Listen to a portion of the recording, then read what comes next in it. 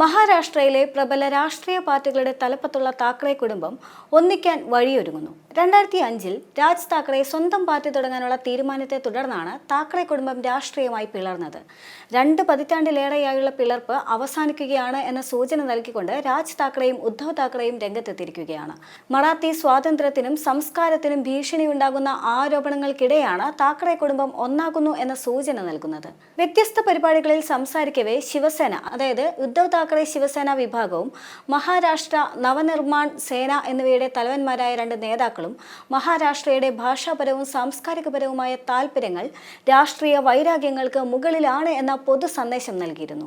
നടനും ചലച്ചിത്ര നിർമ്മാതാവുമായ മഹേഷ് മഞ്ജ്രേക്കറുമായുള്ള പോഡ്കാസ്റ്റിൽ പുനഃസമാഗമത്തിന്റെ സാധ്യതയെക്കുറിച്ച് ചോദിച്ചപ്പോൾ തമ്മിലുള്ള അഭിപ്രായ വ്യത്യാസങ്ങൾ മഹാരാഷ്ട്രീയ താൽപര്യങ്ങൾക്ക് ഹാനികരമാണെന്ന് രാജ് താക്കറെ പറഞ്ഞു. ഉദ്ധവും ഞാനും തമ്മിലുള്ള തർക്കങ്ങളും വഴക്കുകളും നിസാരമാണ്. മഹാരാഷ്ട്ര അതിനേക്കാളെല്ലാം വലുതാണ്. ഒന്നിച്ചു ചേരുക ബുദ്ധിമുട്ടുള്ള കാര്യമല്ല, അത് ഇച്ഛാശക്തിയുടെ കാര്യമാണ്. ഇത് എൻ്റെ ആഗ്രഹമോ സ്വാർത്ഥതയോ മാത്രമല്ല. നമ്മൾ വലിയ ചിത്രം നോക്കേണ്ടതുണ്ട്.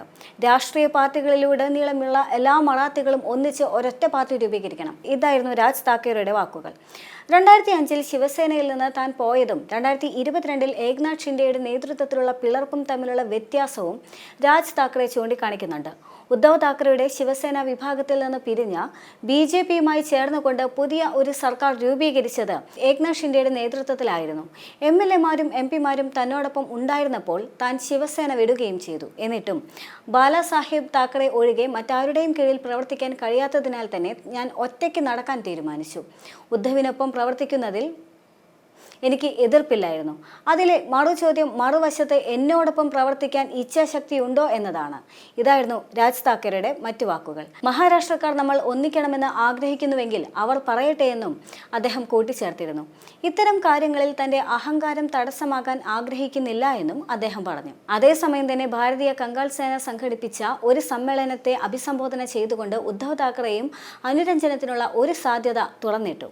ചെറിയ തർക്കങ്ങൾ മാറ്റിവെക്കാൻ ഞാൻ തയ്യാറാണ് എന്നും മഹാരാഷ്ട്രയുടെ താൽപര്യാർത്ഥം എല്ലാ മറാത്തി ജനങ്ങളോടും ഒന്നിക്കാൻ ഞാൻ അഭ്യർത്ഥിക്കുന്നുവെന്നും, എന്നാൽ ഒരു നിബന്ധനയുണ്ട് എന്നും, വ്യവസായങ്ങൾ ഗുജറാത്തിലേക്ക് മാറ്റുമെന്ന് പാർലമെന്റിൽ ചൂണ്ടിക്കാണിച്ചപ്പോൾ അന്ന് നമ്മൾ ഒന്നിച്ചിരുന്നുവെങ്കിൽ മഹാരാഷ്ട്രയ്ക്ക് വേണ്ടി പ്രവർത്തിക്കുന്ന ഒരു സർക്കാർ രൂപീകരിക്കാമായിരുന്നുവെന്നും അദ്ദേഹം പറഞ്ഞു. നമുക്ക് മുന്നണി മാറുന്നത് തുടരാൻ കഴിയില്ല. ഒരു ദിവസം അവരെ പിന്തുണയ്ക്കുക, അടുത്ത ദിവസം അവരെ എതിർക്കുക, തുടർന്ന് വീണ്ടും വിട്ടുവീഴ്ച ചെയ്യുക. ഇത് പ്രായോഗികമല്ല. ഇതായിരുന്നു ഉദ്ധവ് താക്കറെയുടെ വാക്കുകൾ. മഹാരാഷ്ട്രയുടെ താൽപര്യങ്ങൾക്ക് വിരുദ്ധമായി കൊണ്ടുനിന്ന് പ്രവർത്തിക്കുന്ന ആരെയും സ്വാഗതം ചെയ്യുകയോ വീട്ടിലേക്ക് ക്ഷണിക്കുകയോ അവരോടൊപ്പം ഇരിക്കുകയോ ചെയ്യില്ല എന്നും അദ്ദേഹം പറയുന്നുണ്ട്. ഇക്കാര്യം ആദ്യം ഇത് വ്യക്തമാക്കട്ടെ എന്നും തുടർന്ന് നമുക്ക് മഹാരാഷ്ട്രയ്ക്കായി ഒരുമിച്ച് പ്രവർത്തിക്കാമെന്നും അദ്ദേഹം കൂട്ടിച്ചേർത്തു. എല്ലാ മറാത്തി ഇംഗ്ലീഷ് മീഡിയം സ്കൂളുകളിലും 1 മുതൽ 5 വരെ ക്ലാസുകളിൽ ഹിന്ദി നിർബന്ധിത വിഷയമാക്കാനുള്ള മഹാരാഷ്ട്ര സർക്കാരിന്റെ തീരുമാനത്തിനെതിരെ ഇരു നേതാക്കളും എതിർപ്പ് പ്രകടിപ്പിച്ചിരുന്നു. അതിനാൽ തന്നെ ഇരു നേതാക്കളുടെയും പ്രതികരണത്തിന് വലിയ പ്രാധാന്യമാണ് ഉള്ളത്. BJP നേതൃത്വത്തിലുള്ള മഹായുതി സർക്കാർ ആരംഭിച്ച ഈ നയം മറാത്തി ഭാഷയെ അപമാനിക്കുന്നതിന് തുല്യമാണ് എന്നാണ് ഇരു പാർട്ടികളുടെയും അഭിപ്രായം. ഇത് മറാത്തിയുടെ സാംസ്കാരിക നിലയെ ദുർബലപ്പെടുത്തുന്നുവെന്നും ഇരു നേതാക്കളും കൂട്ടിച്ചേർക്കുന്നുണ്ട്. BJP സർക്കാർ മറാത്തിക്ക് ക്ലാസിക്കൽ ഭാഷാ പദവി നൽകിയ സമയത്തുള്ള ഈ നടപടി വിരോധാഭാസമാണ് എന്നാണ് ഉയർന്നുവരുന്ന മറ്റൊരാരോപണം. ഹിന്ദി നിർബന്ധമാക്കാൻ പോകുകയാണ് എങ്കിൽ ഹാർഡ് കോപ്പറിൽ മറാത്തി നിർബന്ധമാക്കണമെന്ന് ഞാൻ ഫഡ്നാവിസിനോട് പറയാൻ ആഗ്രഹിക്കുന്നു. മറ്റൊരു ഭാഷയെയും ഞങ്ങൾ എതിർക്കുന്നില്ല എന്നും താക്കറെ പറയുന്നുണ്ട്.